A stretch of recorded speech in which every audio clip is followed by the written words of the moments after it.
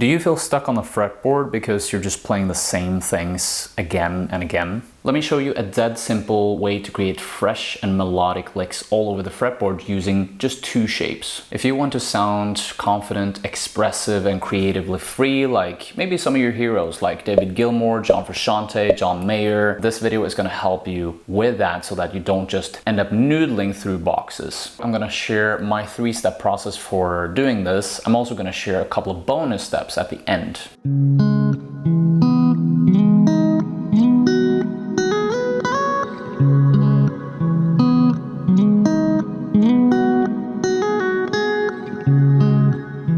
Hey again, my name is Christian. I'm a guitar teacher who helps self-taught guitarists master the fretboard in 14 weeks without the guesswork. That way you can have a lot more creative freedom and confidence when you're playing. Okay, so step number 1, learn a lick from an artist you like. In this case, I'm gonna take a lick that has a really nice melody. It's by a Japanese band. I believe they're Japanese. The name of the band is Kikagaku Moyo. Feel free to check them out. So what I'll do is I'll play this lick and I'm gonna make some changes to that lick eventually.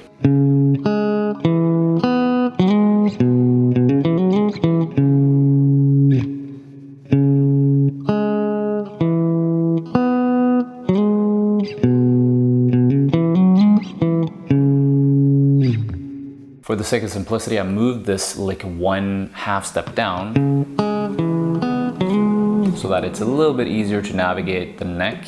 So if you listen to the song later and there's a difference, that's why there is a difference there. It's quite a lengthy song, so the timestamp for where you'll find exactly this lick is 4 minutes and 50 seconds in. Step number 2, we're gonna modify this lick using 2 mini scales. So let's first look at where we can find this lick on the guitar neck. It's actually centered around the 3rd pentatonic box.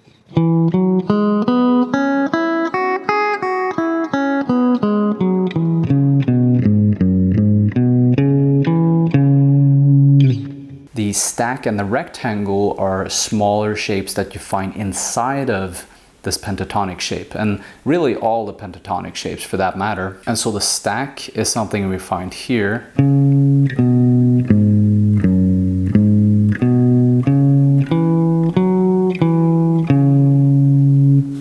The stack is literally those 6 notes right there. And then we have the rectangle up here on the G.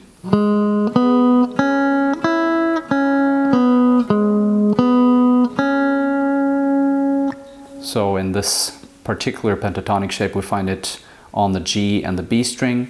And then we see just a tiny bit of the stack on the E string here. Now, one thing that you might have noticed at this point when we played that 3rd pentatonic box is that the rectangle, the shape that I'm calling the rectangle,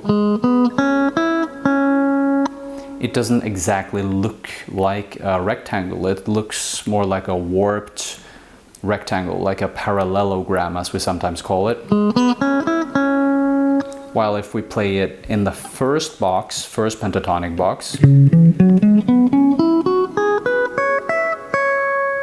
we find the rectangle down here. And in this case, you can see that the rectangle actually is a proper rectangle. All you need to know for now about this is that the rectangle and the stack show up in different variations on the fretboard. And I'll talk a little bit more about that later. Now it's time to have a look at how the stack and the rectangle connect with the dripping sun lick from earlier. We made the slide on the D string from the 4th fret up to the 6th fret. And then what happens here is that we slide into a deformed stack.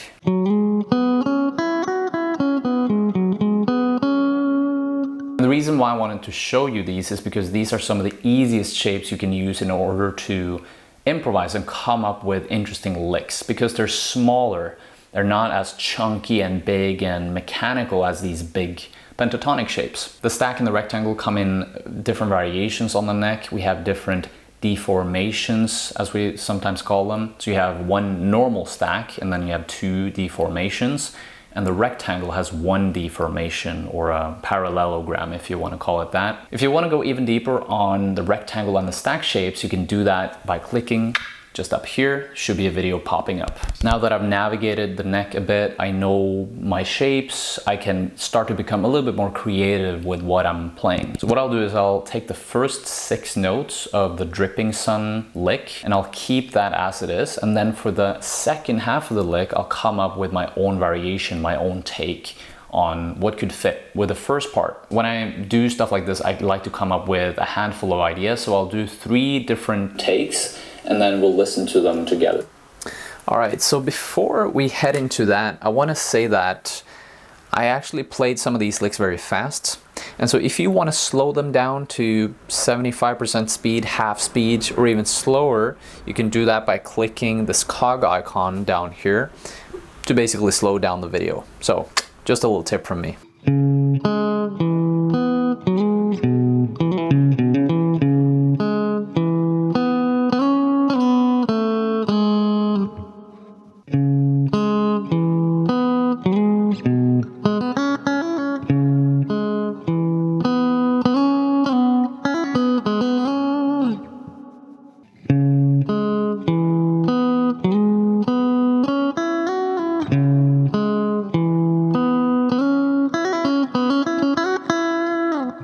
Yeah, so those are the 3 takes.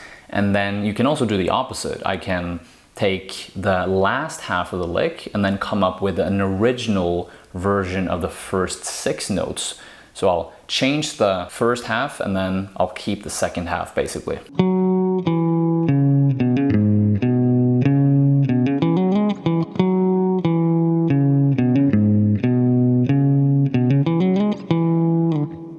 I'm really curious to hear what you thought about these variations. Feel free to let me know in the comments below. As you can see, I put it very neatly for you here, kind of creating a system of replacing the first half with your own version or the second half with your own ideas. But obviously you can do whatever you want. Maybe just replace the first 2 notes or the first note. Obviously that would make it less original. But you can replace any notes that you want, maybe even a middle section. Your imagination is really what sets the limits for this stuff. I'm gonna show you 3 more licks that I came up with now that I spent a bit more time noodling about with. And because I spend a little bit more time on these, you'll hear that they sound a bit more different. They are even more original, at least that's what I like to think. I'm not trying to toot my own horn here, but because I've spent more time, they're gonna sound a bit more refined compared to the previous ones.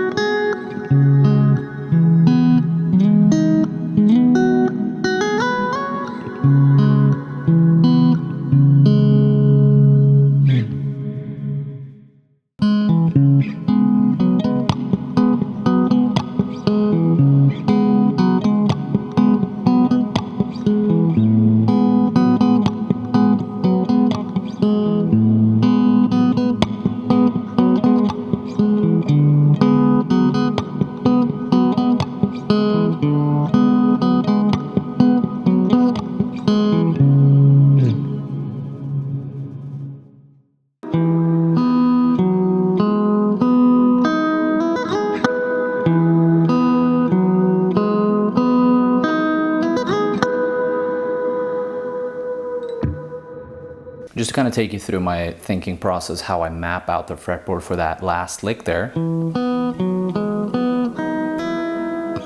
You can see that I'm playing the upper part of the stack, right there. And then I'm playing the rectangle, the warped rectangle. Here I'm playing one of the notes of the major scale and then I'm sliding into that 3rd pentatonic box or the rectangle that you can see right there. And then from there,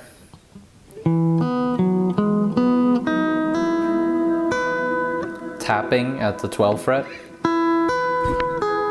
And then I move this pinky up to the 9th fret. So at the point where I'm pulling off the tapping here, my tapping index finger, it will make that sound.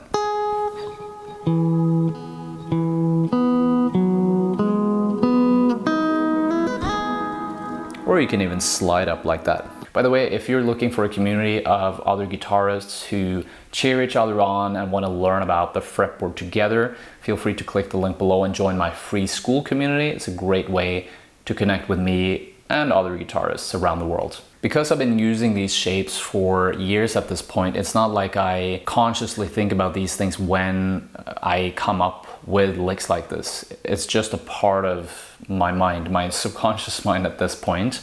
But if you're new to this, it is actually good to look at these shapes, analyze what you're doing, because that will help you come up with these things faster. Even if you forget the theory part of this stuff, your hands will slowly but surely get to know the shapes better and better, and making licks will become second nature to you. Whether or not those licks are gonna be great sounding and expressive and melodic, that's a different topic. Even me, even though I've played for 15 years at this point, I don't always come up with the best licks.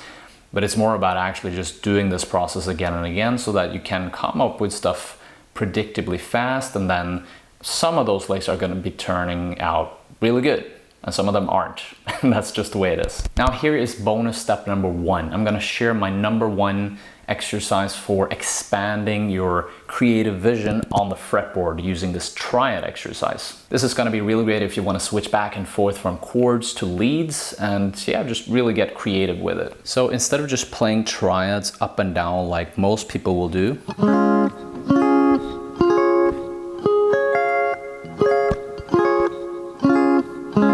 which is very common and it's a good exercise by itself, what you can do is you can start by playing the chord, the triad chord, and then you can play the notes of the major scale that are in between this one and the next triad up here.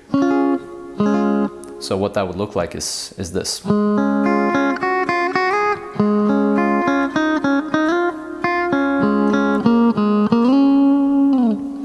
So as you can see, I'm playing the chord, I'm going back and forth, actually playing the chord more like a melody, so in a sequence of notes. And then I'm going 2, 1, whoops, sliding up to the 4th fret.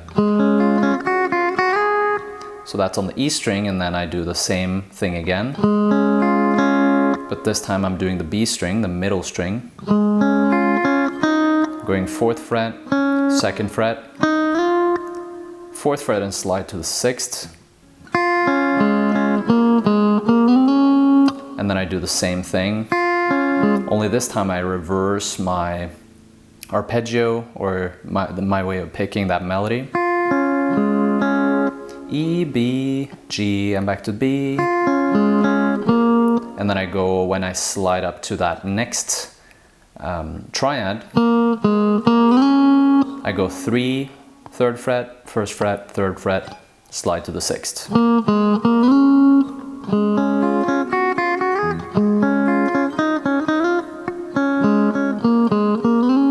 And then the process starts over again.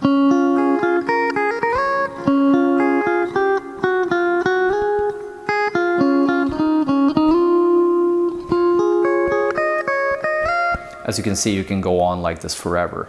So you're playing the triads as a melody, and then you're transitioning up the strings using the major scale, is what you're doing here. That way, you're not only practicing the chords, the triads, but you're actually making it a little bit more melodic at the same time. Now, if you're a little bit more on the experienced side, maybe you're an intermediate guitarist at this point, and you've memorized a lot of these different shapes, pentatonic shapes, the triads. Now you're also familiar with the stack and the rectangle shapes as well. What you want to do after that is to connect all these different pieces so that the entire fretboard becomes one big bowl of interesting things that you could do. So there we have the triad. I can come up with a melody using that.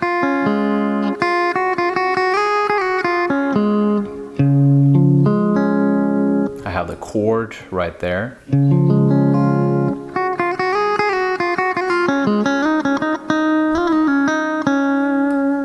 Then I I can use major pentatonic in this case. There I have that stack. And there I have the rectangle. So the whole goal is to connect all these different shapes and kind of see how they're all connected into one place on the fretboard.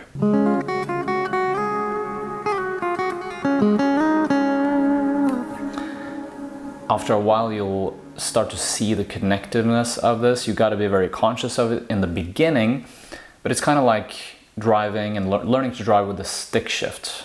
Right? In the beginning you have to be aware of the stick shift, exactly how to gear up and down, and you are very conscious of it, but then eventually it will become second nature and you won't even think about it after using it for a month or two. Bonus tip number 2, this is going to be a really quick one, sharing and creating licks with other guitarists. This is really important because this gives you a higher sense of purpose when it comes to playing the guitar. It will help you be more consistent. It will help you get feedback and guidance if you're a part of a group of other like-minded musicians, guitarists who want to, just see you better. If that sounds like something you want to be a part of, you can join my free school community. I'll leave a link to that below. My goal is to help you get a sense of freedom and confidence all over the fretboard in 14 weeks. So if that sounds interesting, I'll see you there. Cheers.